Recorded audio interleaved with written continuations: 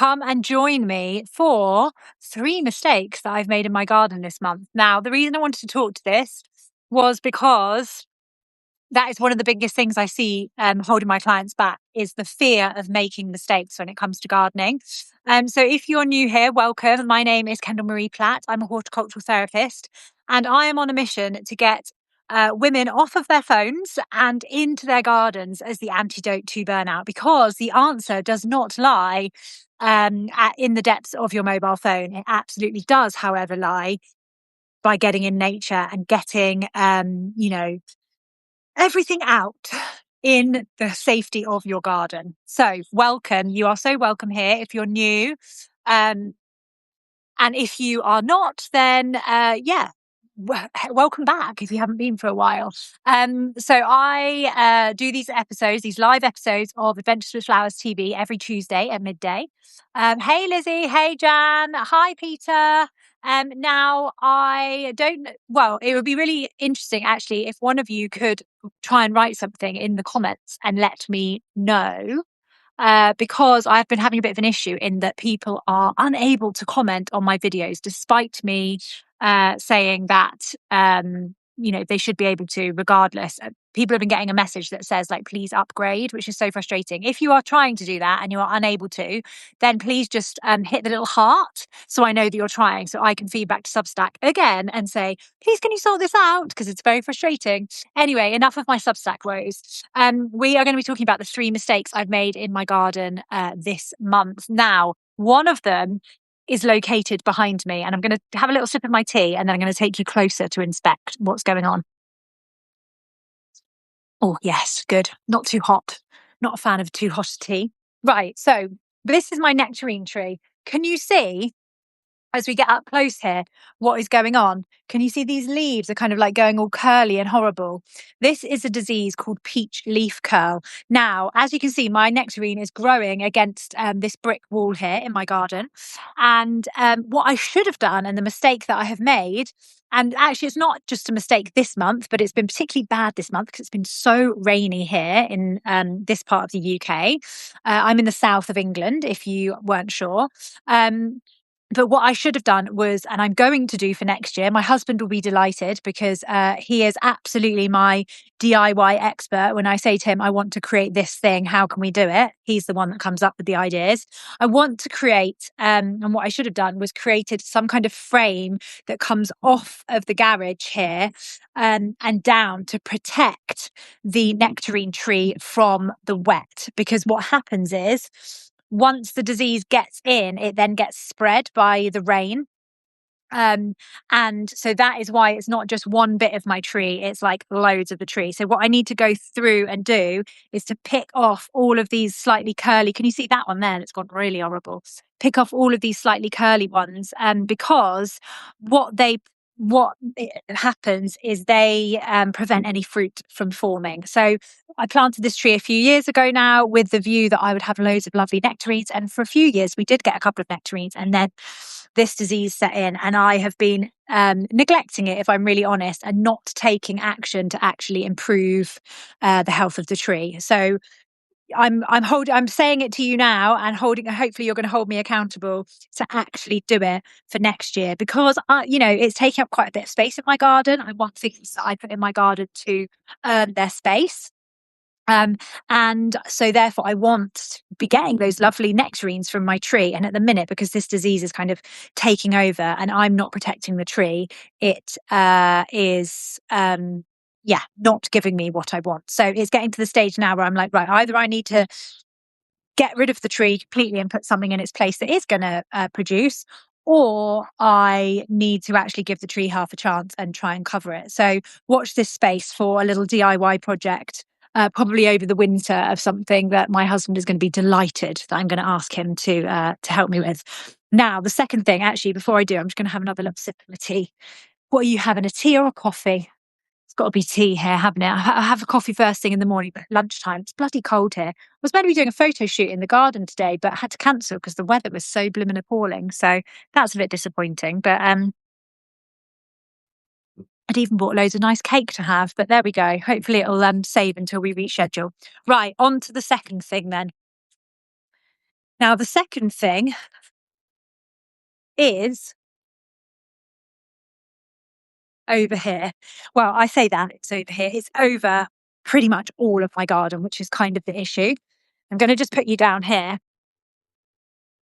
It is these gorgeous little Briza.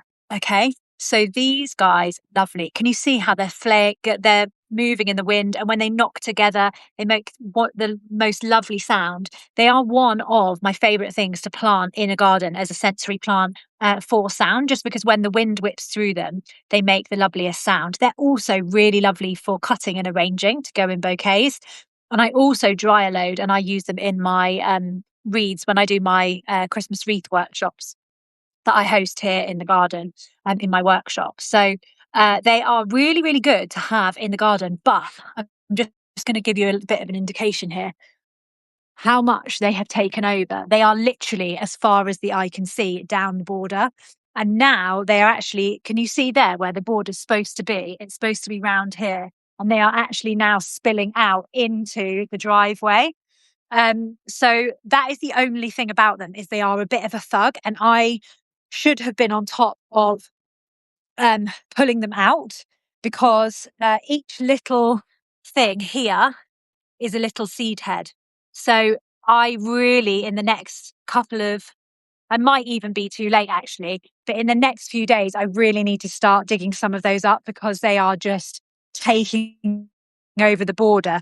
And you can see here that they're starting to, like, sorry about that, starting to outcompete some of my plants, and meaning that some of my other plants are kind of struggling. So I really need to get a bit of a handle on those. So that is the second thing then, that I've planted the Briza. Not a problem that I've planted it, but I have not kept on top of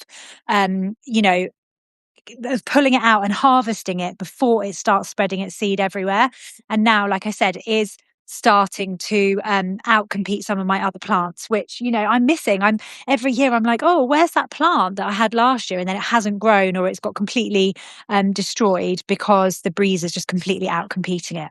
So that's my second one then. My third one, you're going to die at this, right? So I planted can you see it there? I had a load of I've got another sweet pea teepee that is in the garden that the kids can actually go inside, which I love. But I had a few left over Monge 2 spring blush. So I was like, right, I'm going to do another wigwam here, and then grow the sweet, these are the Monge 2 up it. But what I didn't do was to anchor in the base of the poles enough. The ground was a bit hard. It was a hot day. I kind of just, I just was trying to do it in a rush. So I put it up. I planted all the plants, and then it was then a few days later that the weather turned really grim, and was really windy and really rainy, and the entire thing, as you can see, has just completely collapsed. And all the plants are completely dead. So apart from this guy, which seems to like still be doing something, but hey, I think he's probably a bit of a goner, because of course, when the teepee fell over, it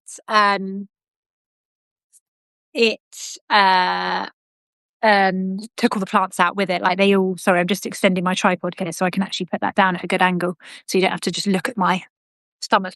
So that is what happened with that. So they're my 3 mistakes really that I've just made, like, this month. So in reality, there will always be mistakes, because at the end of the day, I'm a human being.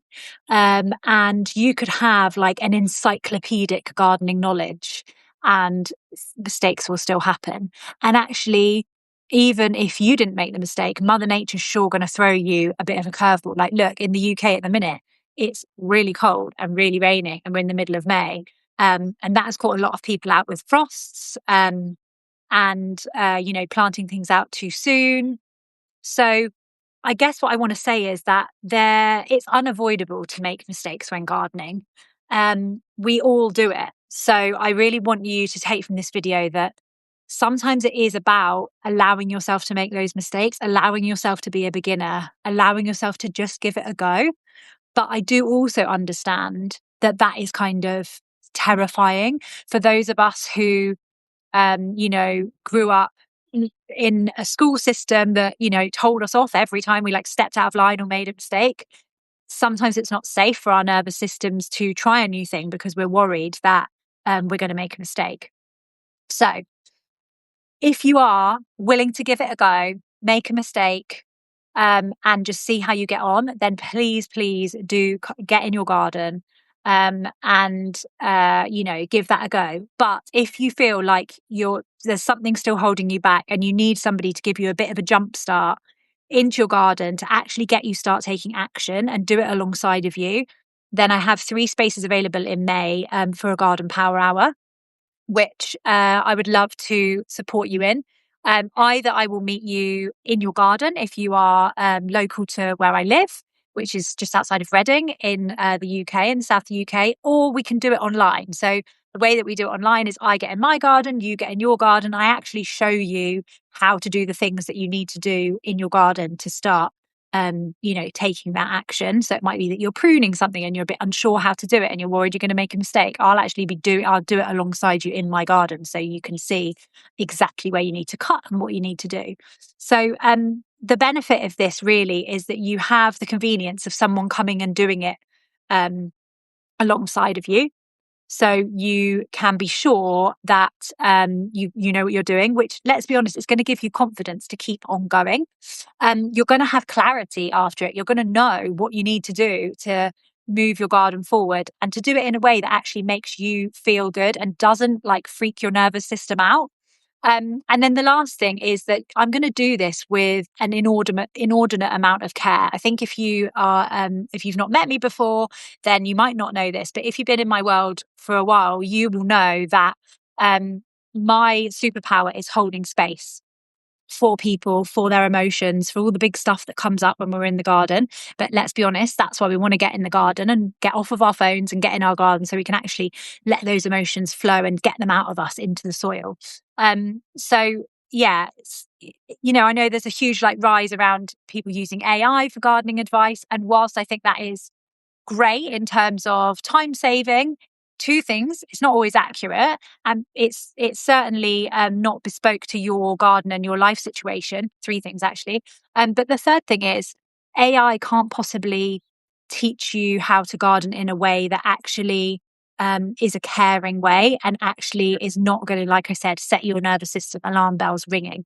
So if you would like to book one of those, then you can message me and we can get you booked in. I have literally just this morning written down the June dates as well.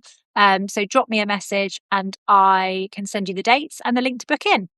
Right, I'm off to go and cook a frittata for lunch now.